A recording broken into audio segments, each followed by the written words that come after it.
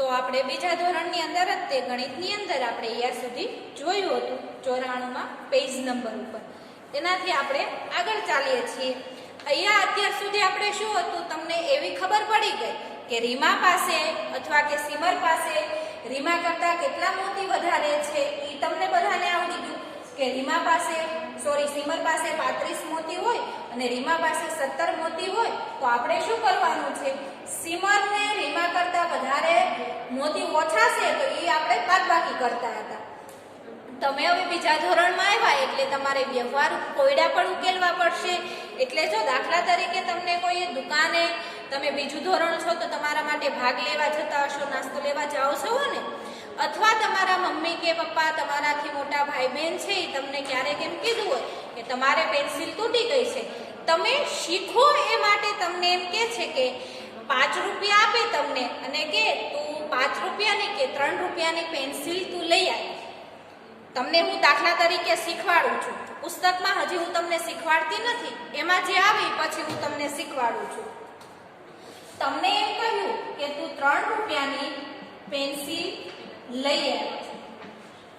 તમને આપ્યા હતા કેટલા રૂપિયા? 5 રૂપિયા આપ્યા હતા. કેટલા રૂપિયા આપ્યા? 5 રૂપિયા. 5 રૂપિયા આપ્યા, 3 રૂપિયાની પેન્સિલ લેવા માટે મોકલ્યા. તો તમને ત્યાં તરત એવો વિચાર આવે કે 5 માંથી તમે 3 રૂપિયાની પેન્સિલ આપણે લઈ લીધી તો તમારી પાસે હવે કેટલા વધશે? તો તમને આવડશે ને? જો આ 5 રૂપિયા હતા અને 3 રૂપિયાની પેન્સિલ લીધી તો હવે કેટલા વધશે? તો તમારે અહીંયા શું કરવાનું? બાદબાકી. 5 માંથી 3 જાય એટલે કેટલા વધ્યા? 2 વધ્યા. કેટલા વધ્યા? 2 વધ્યા ને? એમ તમને તરત નહીં ખ્યાલ આવે કે 5 માંથી 3 કાઢ્યા તો 2 આવ્યા. પણ જો તમને દુકાને મોકલવામાં આવે કે 5 રૂપિયાની પેન્સિલ, 5 નો સિક્કો તમને આપ્યો કે 5 ની નોટ આપી તમને, તો 3 રૂપિયાની પેન્સિલ વધી તો પાછા તમે ઘરે જશો એટલે તમારા મમ્મી કે પપ્પા તમને પૂછશે કે મેં તને 5 રૂપિયા આપ્યા હતા તો 3 રૂપિયાની પેન્સિલ તે લીધી તો તારી પાસે હવે કેટલા વધ્યા? કેટલા વધે? 2 રૂપિયા. તો તમે તરત કહી શકશો કે કેટલા વધે છે તમારી પાસે? 2 રૂપિયા વધે. પણ જો મેં તમને એમ કહ્યું હોય કે તમે 5 માંથી 3 ને બાદ કરો તો તમારે ગણતરી કરવી પડશે. 5 તમે લીટા કરો કે 5 આંગળા તમે ગણો, તેમાંથી આ 3 આંગળા વયા જાય તો શું વધે છે? 2 તમારે માત્ર વધે છે. તો તરત તમને ખ્યાલ આવી ગયો. આવી રીતના આપણે અહીંયા જે કોયડા તમને આપેલા છે એવી જ રીતના આપણને મેળવવાના છે. જો તમારી પાસે કોઈ મહેમાન આવે કે તમારા મમ્મી પપ્પાનું આપણે ઉદાહરણ લઈએ કે કોઈ પણ ઘરનું સદસ્ય હોય, જો તમને કોઈક આવ્યું હોય, તમારી પાસે 5 રૂપિયા પડ્યા છે કે 10 રૂપિયા પડેલા છે? પડ્યા છે 10 રૂપિયા. 10 રૂપિયા છે તમારી પાસે ઓલરેડી. 10 રૂપિયા તમારી પાસે છે એ પડેલા છે ને તમારી પાસે? તમારા મમ્મીએ તમારો કાંઈ જન્મદિવસ આવતો હોય કે કોઈ તમારે બહાર જવાનું હોય તો તમને વાપરવા માટે 5 રૂપિયા કે 2 રૂપિયા તમને આપે છે. આપણે 5 રાખીએ. 5 રૂપિયા આપ્યા તમને. તો હવે તમારી પાસે કેટલા થશે? તો સરવાળો કરવાનો આવશે. 10 રૂપિયા તમારી પાસે પડ્યા હતા, તમને 5 રૂપિયા તમને આપ્યા. તો હવે તમારે આ શૂન્યની અંદર આપણે 5 ઉમેરીએ તો જવાબ આપણને શું મળશે? 5 મળશે. અને 1 ના 1 એટલે કેટલા થયા તમારી પાસે? 15 રૂપિયા થયા. કેટલા રૂપિયા થયા? 15 રૂપિયા થયા. સમજાણું ને બધાને? કેટલા રૂપિયા થયા? 15 રૂપિયા થયા. હવે આપણે પુસ્તકની અંદર માત્ર મેં તમને સરળતાથી સમજાઈ જાય એ માટે મેં તમને આ કોયડાઓ આપ્યા છે અને હજી પણ હું તમને આપીશ હોમવર્કમાં, જેથી તમને સરળતાથી અને ઝડપથી તમે સમજી શકો. હવે આગળ જુઓ. વેંકટેશની નાસ્તાની દુકાન, એટલે કે અહીંયા એક દુકાન આપેલી છે, નાસ્તાની છે. એમાં અલગ અલગ છે. નાસ્તા માટે ઈડલી આપેલી છે, ઉત્તાપમ, કોફી, ચા, એ બધાની અહીંયા કિંમત લખેલી છે કે તમારી પાસે કેટલા પૈસા છે, કે ઈડલી કેટલાની છે, ઉત્તાપમ કેટલાનું છે અને કોફી કેટલાની છે, એ આપણે હવે ગણીએ.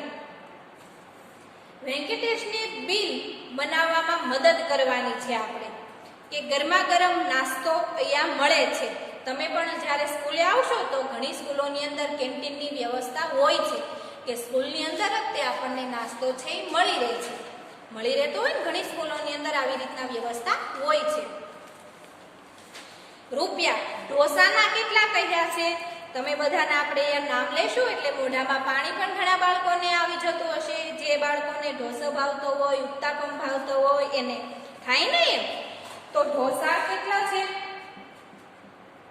કેટલા રૂપિયાનો ઢોસો છે? અહીંયા રૂપિયા લખેલા છે. રૂપિયા એટલે કે આ ઢોસાની કિંમત અહીંયા લખેલી છે.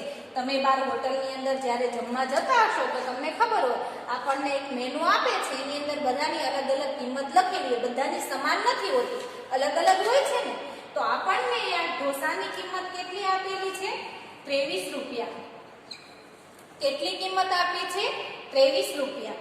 અને ઉત્તાપમની કેટલી આપી છે? 28 આપી છે. તો કુલ હવે આપણને એમ કહ્યું છે કે ઢોસા અને ઉત્તાપમ આ બંનેને જ્યારે ભેગા કરીશું તો કુલ કિંમત કેટલી થશે? ઢોસાની કિંમત 23 આપણને આપી દીધી, ઉત્તાપમની કિંમત પણ આપણને 28 આપી દીધી કે ઉત્તાપમની 28 છે અને ઢોસાની 23 છે. તો હવે આ બંનેને જ્યારે ભેગા કરીશું તો કુલ કેટલો આપણને ટોટલ મળશે? આપણને શું કહ્યું છે? શરૂઆતમાં જ કહ્યું છે આપણે વેંકટેશનની જે નાસ્તાની દુકાન છે એને બિલ બનાવવામાં આપણે મદદ કરવાની છે. કરવી પડશે ને મદદ? તમને પણ બધાને આવડી જશે. તો ભેગા કરવાનો એટલે આપણે અહીંયા શું કરવું પડશે? સરવાળો કરવો પડશે. સમજાણો ને કે ઢોસા અને ઉત્તાપમની બંનેને આપણે ભેગા કરીશું તો કુલ કિંમત કેટલી થાય? એટલે સરવાળો કરવાનો આવ્યો આપણે. હવે 3 માં તમે 8 નાખશો એટલે કેટલા થશે? 11 થશે. જુઓ 8, 9, 10 અને 11 છે ને 11. તો 11 ની અહીંયા શું આવશે? એક વધી આવશે અને 2 ની ઉપર આપણે અહીંયા કેટલા મૂકીશું? આપણે અહીંયા થોડુંક રૂપિયા ઉપર લખું જેથી આપણે વધી મૂકીએ એ તમને દેખાય. 11 આવ્યા. 3 ની અંદર આપણે 8 નાખ્યા એટલે 11 આવ્યા. તમને જો આવી રીતના સરવાળો ન કરતા આવડે તો તમે આમ લીટા કરીને પણ ગણી શકો છો અથવા આંગળાના વેઢા દ્વારા પણ તમે ગણી શકો છો. 3 ની અંદર આપણે 8 આવીએ એટલે શું આપણને જવાબ મળ્યો? 11 મળ્યો. તમે બીજા ધોરણમાં આવ્યા એટલે તમને વધીવાળા દાખલા આવડે છે ને બધાને? 11 આવ્યા તો ઉપર તમે 1 મૂક્યો. 1 ની અંદર આપણે આ 2 નાખ્યા, એક વધી મૂકી આપણે 2 માં ઉમેરવી પડશે ને. તો આ 1 ની અંદર 2 નાખ્યા તો કેટલા થયા? 3 થયા. 3 ની અંદર ફરી પાછા આપણે આ 2 નાખ્યા એટલે જવાબ આપણને મળ્યો 5. તો કુલ ટોટલ 28 અને 23 એટલે કે ઢોસાની કિંમત આપણને 23 મળી અને ઉત્તાપમની કિંમત આપણને શું મળી? 28 મળી. જવાબ આપણને શું મળે છે? 51. બંનેનો કુલ ટોટલ ભેગા કરીએ છીએ ત્યારે કેટલો જવાબ આપણને મળે છે? 51 મળે છે. આગળ જુઓ, ઈડલીની કિંમત આપણને આપી છે કે ઈડલી છે 15 રૂપિયાની અને કોફી કેટલા રૂપિયાની છે? 8 રૂપિયાની. જુઓ છે ને અહીંયા, એ પણ આપણે ચેક કરી લઈએ.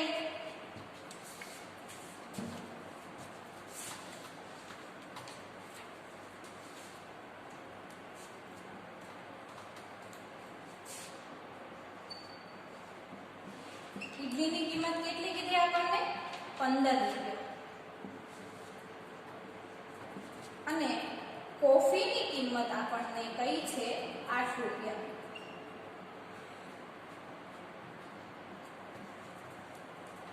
તો હવે આ બંનેનો શું કરવાનો છે? આપણે સરવાળો જ કરવાનો છે. જેમાં આગળ આપણે ઢોસા અને ઉત્તાપમને ભેગા કર્યા કે હવે આ બંનેની કિંમત ભેગી કરીએ તો કુલ કેટલા થશે? આપણે વેંકટેશનનું બિલ બનાવવાનું છે ને એના માટે આપણે આ ગણીએ છીએ. 5 ની અંદર આપણે 8 નાખીશું એટલે કેટલા થશે?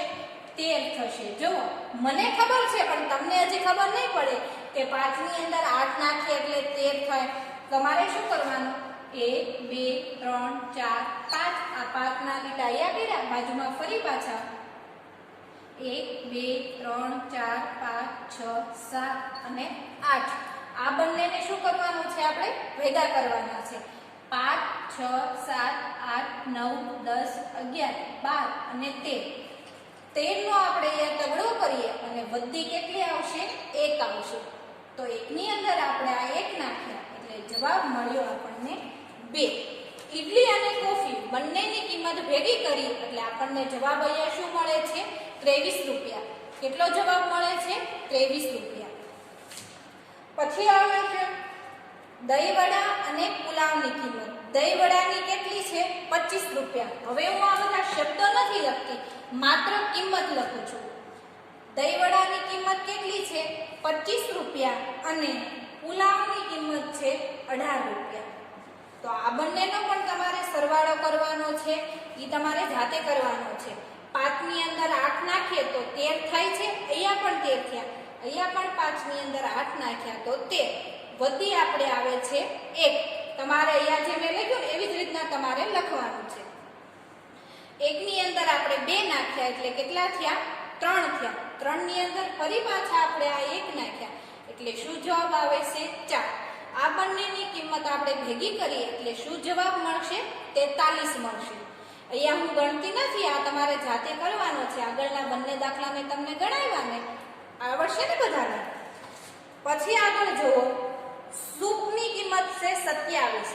સૂપ તો બધાએ પીધો હશે, અલગ અલગ હોય છે. ટમેટાનો હોય છે, અલગ અલગ. અત્યારે આપણે શિયાળો ચાલે છે તો ઘણી બધી આપણને શાકભાજીની અંદર મળી રહે છે. અને નૂડલ્સ છે 15 રૂપિયા. હવે એ બંનેનો જેમ અહીંયા સરવાળો કર્યો એવી જ રીતના આપણે 27 અને નૂડલ્સની કિંમત 15 રૂપિયા છે. આ બંનેનો પણ તમારે સરવાળો કરવાનો રહેશે. પછી આગળ જુઓ, નીચે તમને અહીંયા સૂચના આપેલી છે કે તમારે વ્યવહારિક પણ બનવું પડે છે. માત્ર તમે ગણિતની અંદર જ તે દાખલા ગણ્યા કરો તો તમને એનો જવાબ ન આવડે. તમે જેમ જેમ આગળ વધશો એટલે કે એક ધોરણમાંથી બીજા ધોરણમાં આવ્યા, બીજામાંથી ત્રીજામાં થશો, તેમ તમારી જવાબદારી પણ વધે છે ને. એના માટે તમને વ્યવહારિક પણ કોયડાઓ આવડવા જોઈએ. મેં તમને આગળ શીખવાડ્યું હતું ને, તમને કોઈ દુકાને પેન્સિલ લેવા મોકલે, ક્યારેક કોઈ તમને બીજું કોઈ તમને ઘરમાંથી કરિયાણાની વસ્તુ લેવા મોકલે છે, તો એવી વસ્તુ જ્યારે તમને 50 રૂપિયા આપે છે તો તમે કેટલા રૂપિયાની લાવ્યા વસ્તુ ને કેટલા તમારી પાસે વધ્યા છે એનો તમારે ટોટલ તમારે ઘરે આપવો પડે છે. પાછો મમ્મીને આપો છો ને, એમ જેમ આગળ વધતા જાય કોયડા સ્વરૂપે પણ તમારે આગળ આવે છે. પાછળ તમારું પેજ ફેરવું. હવે અહીંયા શું કહ્યું છે આપણને? ખરીદીનો સમય છે. જો મેં તમને કહ્યું હતું કે તમને 5 રૂપિયા આપ્યા હોય, 3 રૂપિયાની તમે પેન્સિલની ખરીદી કરી છે, તો તમારી પાસે છેલ્લે કેટલે વધે છે? 2 રૂપિયા માત્ર વધે ને 2. તો અહીંયા આપણને ખરીદી કરવાનું કહ્યું છે કે હવે ખરીદીનો સમય છે. અરે તું ફરીથી વધારે ગૃહ કાર્ય? ના, આ વખતે મારે 8 પેન્સિલ અને 5 રબર ખરીદવાના કહ્યા છે. પેન્સિલ કેટલી કહી? કિંમત તમારે યાદ રાખવાની છે. જે રકમ હું અહીંયા બોલું છું ને, સંખ્યા કેટલી છે પેન્સિલની? 8 પેન્સિલ અને 3 રબર. 5 રબર કહ્યા છે. ચોક્કસ પેન્સિલની કિંમત 16 રૂપિયા છે અને રબરની કિંમત કેટલા રૂપિયા છે? 15 રૂપિયા છે. પેન્સિલની કિંમત આપણને કેટલી કહી છે? 16 રૂપિયા અને રબરની કિંમત આપણને 15 રૂપિયા કહી છે. તો હવે આ બંનેનું શું કરવાનું એ આપણે અહીંયા જોવાનું છે. 16 રૂપિયા એટલે 10 રૂપિયાની એક નોટ અને 1 રૂપિયાના 6 સિક્કા તમને અહીંયા કહ્યા છે. જો હું તમને અહીંયા કરીને બતાવું, થોડું અઘરું પડશે પણ એટલું બધું અઘરું નથી. આપણને પેન્સિલની કિંમત કેટલી કીધી? 16 રૂપિયા અને રબરની કિંમત આપણને કહી છે 15 રૂપિયા. હવે આ બંને વસ્તુ તમારે ખરીદવાની છે, ખરીદવી પડશે ને. પેન્સિલ પણ 16 રૂપિયા અને રબર પરની કિંમત 15 રૂપિયા. નીચે તમને કહ્યું છે કે 16 રૂપિયા કેવી રીતના થશે એ પણ તમે હજી નાના છો એટલે ખ્યાલ ન હોય તો 16 રૂપિયા કરવા માટે આપણે શું કરીશું? એક 10 રૂપિયાની નોટ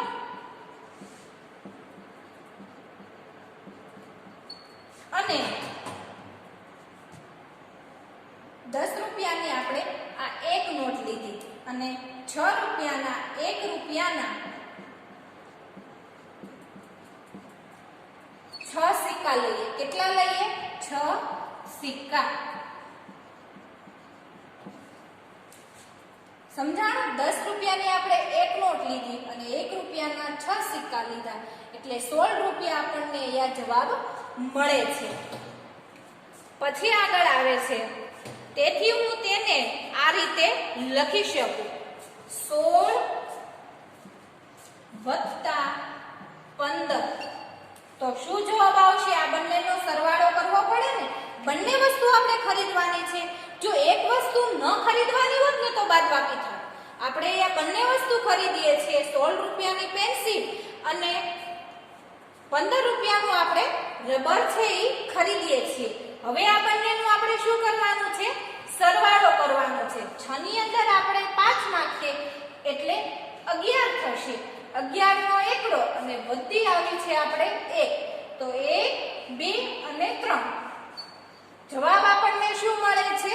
31 જવાબ મળે. શું મળે છે? 31. આગળ જુઓ, 16 રૂપિયાની આપણે પેન્સિલ આવી અને 15 રૂપિયાનું આપણું રબર આવ્યું. તો કુલ આપણે ટોટલ કેટલા પૈસા આપણી પાસે વપરાણા? ખર્ચ આપણે કેટલાનો કર્યો? 31 રૂપિયાનો કર્યો. કેટલા રૂપિયાનો? 31. આપણને તમને સમજાવી દીધું કે 16 રૂપિયા આપણે કેવી રીતના કરી શકીએ. એક 10 ની નોટ લીધી અથવા તમે એક 5 નો સિક્કો અને 1 રૂપિયાનો સિક્કો લ્યો તો પણ તમારે 16 રૂપિયા થઈ જાય. આગળ જો હું બધા સિક્કા ભેગા કરું, 11 સિક્કા થાય. તેથી 10 રૂપિયાની નોટ અને 1 રૂપિયાનો એક સિક્કો આપણને મળે છે. રીતની અલગ રીતે આપણને સમજાવ્યું છે, પણ પૈસા આપણા કુલ કેટલા વપરાણા? ખર્ચ આપણે કેટલાનો થયો? 31 રૂપિયાનો થયો. ખૂબ સરસ. હવે તું જોઈ શકે છે કે બધી થઈને 3 નોટ છે. તો તમને એમ થાય કે વળી પાછી 3 નોટ કેવી રીતના આવી? તો આપણે કુલ ખર્ચ કેટલો થયો? કેટલો થયો? 31 થયો. જેમ આપણે જો હું તમને એટલા માટે સાંકળું છું કે તમને એ રીત છે એ ભૂલાય નહીં. આપણે હારના મોતી ગણતા હતા ને કે 3 હાર હતા તો એક હારમાં કેટલા મોતી હતા? 10 મોતી હતા. બીજા હારમાં પણ 10 અને ત્રીજા હારમાં પણ 10 અને એક મોતી આપણને છૂટું હતું. અહીંયા 31 રૂપિયા હતા તો 10 ની કેટલી નોટો તમારે લેવી પડશે? 3 નોટો લેવી પડશે. અહીંયા 16 રૂપિયા કરવા માટે આપણે એક 10 ની નોટ લીધી હતી. અહીંયા તમારે 31 રૂપિયા કરવા માટે કેટલી નોટો લેવી પડશે? 3 નોટો લેવી પડશે અને 1 રૂપિયાનો એક જ સિક્કો લેવાનો. કેટલો સિક્કો લેવાનો? એક જ લેશો એટલે 31 રૂપિયા તમને મળી જશે. તો 16 રૂપિયા અને 15 રૂપિયા તમને અહીંયા સરવાળો કર્યો છે. પાછળ પેજ ફેરવો. પછી તમારે આવે છે, મારે 31 રૂપિયા ચૂકવવાના થાય પણ મારી પાસે 40 રૂપિયા છે. તો વળી પાછો પ્રશ્ન થયો તમને કે લે આ તો મારે મેં 16 રૂપિયાની પેન્સિલ લીધી અને 15 રૂપિયાનું રબર લીધું તો મારી પાસે 31 રૂપિયા થયા. ખર્ચ તો તમારે કેટલો થયો? માત્ર 31 રૂપિયાનો થયો. થયો ને ખર્ચ માત્ર 31 રૂપિયાનો. તમારે અહીંયા શું કરવાનું છે? તમારી પાસે 40 રૂપિયા છે. કુલ કેટલા છે? 40 રૂપિયા. ખર્ચ કેટલાનો થયો તમારે? 31 રૂપિયાનો. આગળ તમને શું કહ્યું છે? તેથી તને કેટલા રૂપિયા પાછા મળશે તે આપણે શોધવાનું છે. તમારી પાસે 40 રૂપિયા છે. જો આપણે સમજાવું ને એટલે તમને આવડી જશે. નકર વળી પાછો તમને પ્રશ્ન થશે કે 40 રૂપિયા છે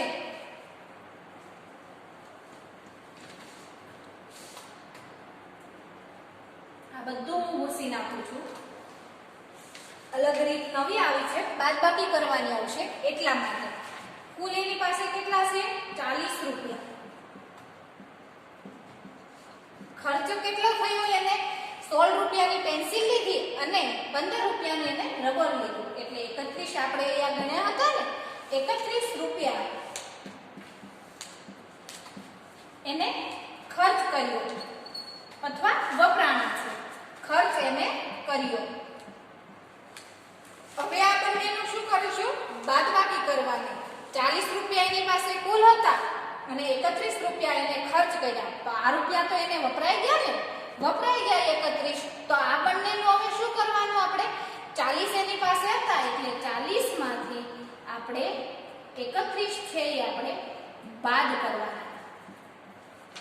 તો શૂન્યમાંથી 1 નો જાય. જો સરવાળો કરવાનો આવ્યો હોત તો શૂન્યની અંદર આપણે 1 નાખી તો આપણે અહીંયા એક જવાબ આપણને મળ્યો હોત.